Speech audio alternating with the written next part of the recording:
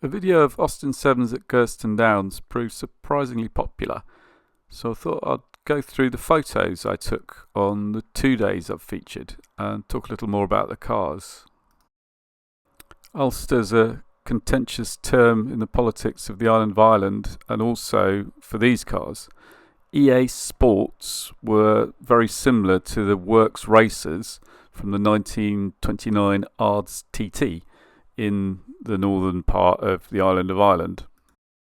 Quite a square scuttle top, and that V in the side are distinctive. A lot of people follow details like how the mudguard's attached.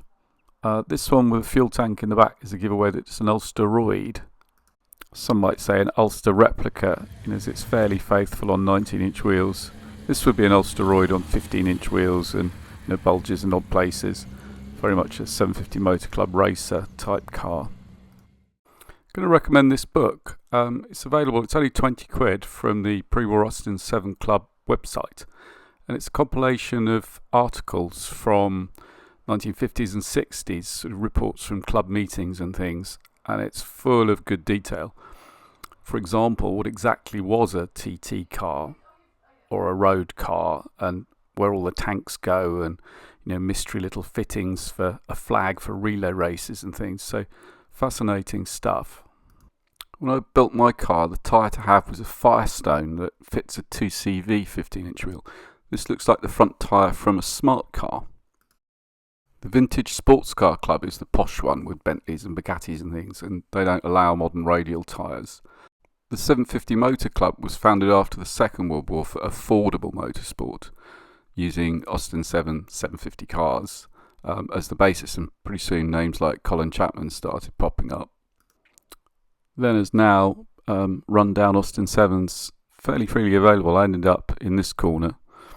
Unbolt the body, that leaves the chassis, and with a few simple modifications you got one of these to race. John Haynes' first book that he wrote when he was at school was detailing his special build. Matt Tompkins in Practical Classics has just done the same over the last couple of years.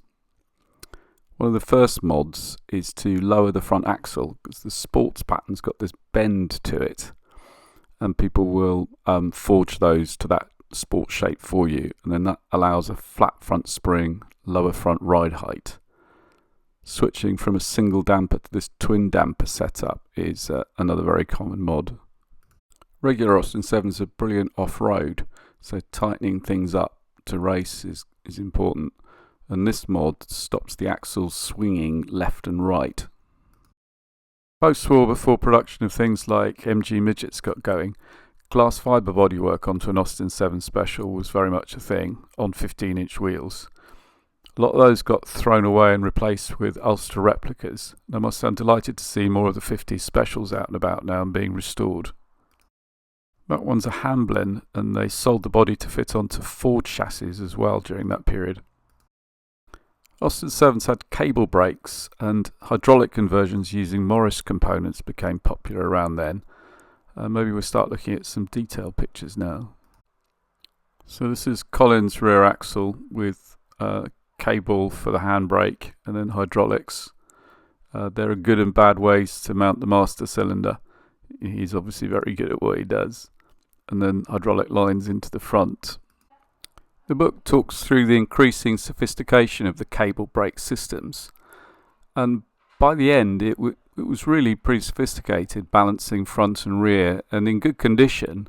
There's an argument that hydraulics are no benefit. There's also this system that the racers evolved. A guy called Jack French and a car called Simplicity is one to look out for. Worth a film in itself, that car. Hydraulics, a non-standard drum and the wheel pushed outboard, but look at the chrome steering arm and then compare that with the next one, which has been triangulated. Because those arms are prone to crack, so you see all sorts of different ways. And there's the standard brake drum hidden inside the wheel. Here's another way to do it, and then this is Colin's one. And he's also reinforced the link arm at the front, which would normally be behind the axle. The thing is he's lowered it so far that there's no space for it. Now that opens up a debate around Ackerman steering, and I've linked to a couple of websites below, and that's where the inside wheel steers more so it doesn't scrub. If you're cornering so hard the inside wheel's in the air, that's obviously irrelevant, and a lot of racing cars have anti-Ackerman for the condition where there's a very light load on the inside. Tim Miles' series of pigsty specials put a chassis right on the floor, the engine on pillars, and then that leaves space above the chassis for the crosslink, which this one doesn't seem to be using. It seems to be in front, so this doesn't want Ackerman either. So mystery upon mystery looking at all of these cars. Then we have the single seaters, and to get the driver sitting low they need to have the engine in at really quite an extreme angle to get the prop shaft down the side of the driver to an offset differential at the back. Single seats have a variety of steering systems. This one, the wheel and the column are angled to the right, and then the steering box is on a wedge mounted above the chassis like you might with a special. This one, universal joints and a shaft so they can keep the steering column straight, so great ergonomics but a lot of weight and complexity. Standard gear change is just a spindly little stick, so that's a lot of engineering in there. This one's a bit lighter. All sorts of variations for remote gear changes. This one I liked, as you press down and then the top link seesaws to lift the other end to get reverse. Twin carbs as a tuning mod, maybe add a huge supercharger with blow-off valves and all the rest of it. Or Colin's very clever, very long single carb manifold seems to make the power. So beyond the obvious lots of different shapes and sizes, there's lots of clever engineering under the skin. And just in my era, people like Frank Hernandez, Tim Mile and now his son, and indeed Colin Danks are just pushing things further and further. Colin Danks' record is 43.68, and one of the runs I saw was a 45.7, 67 miles per hour through the bottom of the dip. It really is, proper modern sports car fast, and it was very impressive to see on the day. Stuart Arkley holds the road-going record, 3 and a bit seconds slower, and that's quite an upright looking car. So even vintage looking and vintage sports car club eligible cars can be surprisingly quick.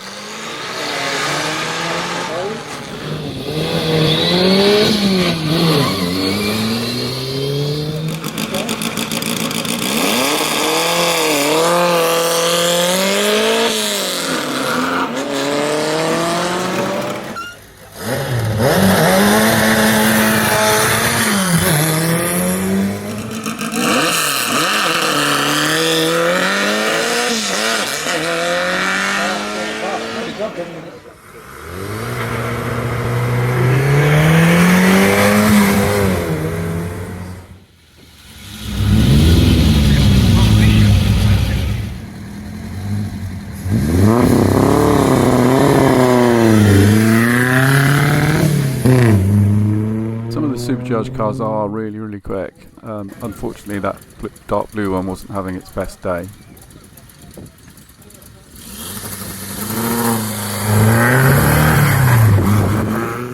So I hope that goes some way to explaining why I find these things endlessly fascinating.